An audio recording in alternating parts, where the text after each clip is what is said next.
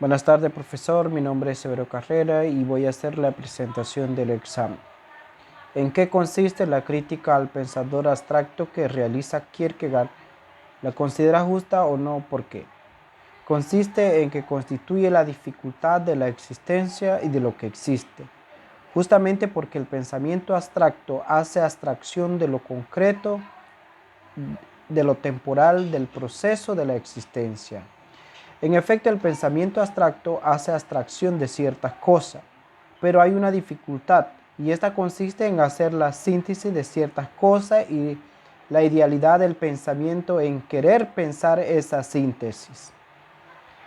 Hay que decir que el pensamiento abstracto no puede ocuparse de tal contradicción porque justamente él lo impide.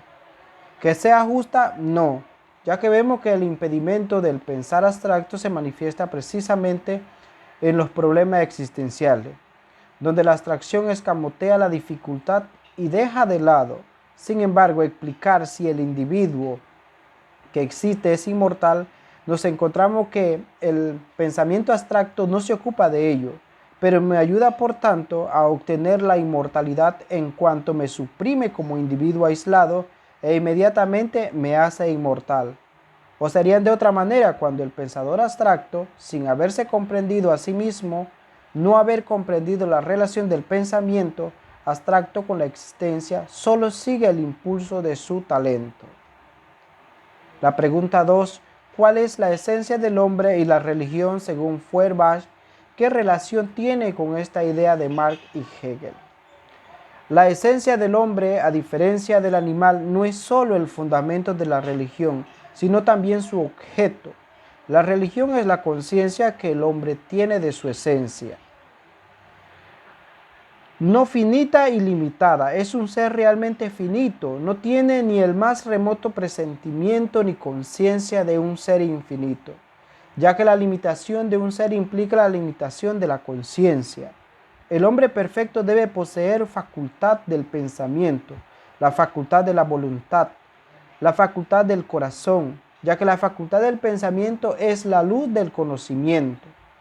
La esencia de la religión es el objeto del hombre, es su esencia misma objetiva. Tal como el hombre piensa y siente, así es su Dios.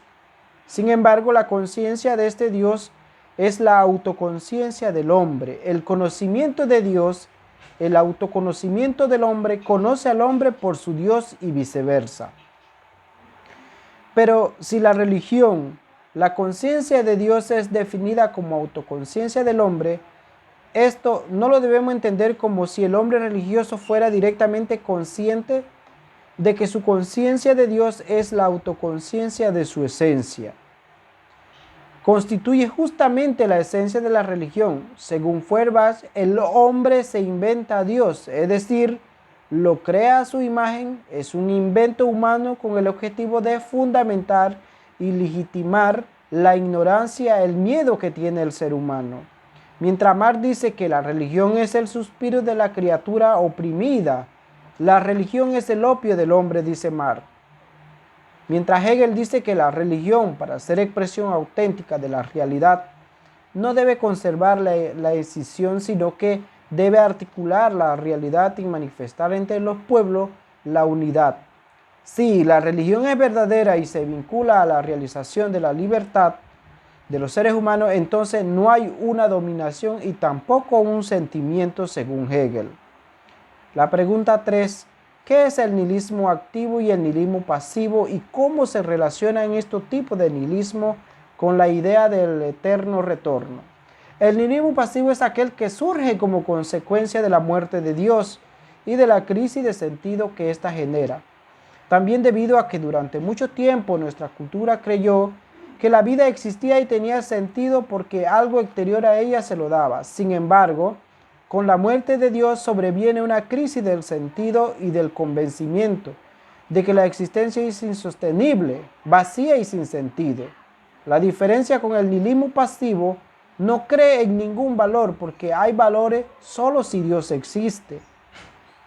Y como ha muerto, no hay valores. Al mismo tiempo, suele terminar en desesperación, inanización y la renuncia del deseo, pues considera que nada tiene sentido ni valor por no existir aquello que supone que es el fundamento de todo, en este caso Dios.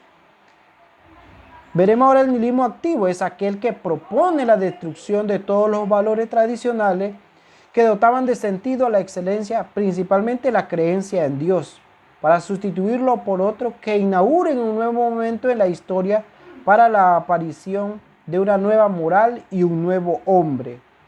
El nihilista activo, como concepto, no tiene por qué tener como objetivo vital esa tarea. Él mismo está compuesto por 3 fases, que a continuación lo detallaré, que se desarrollan como actitudes hacia la vida. El camello, el cual siente la carga de la moral invertida. Tenemos el león, que representa al hombre crítico. Y finalmente el niño, que es el creador espontáneo de su propio juego, que toma la vida como una afirmación. De este modo, tras llegar a la última fase, el nihilista activo debe aceptar la voluntad de poder, el devenir y el eterno retorno, y así alcanzar lo que Nietzsche considera el superhombre. Muchas gracias.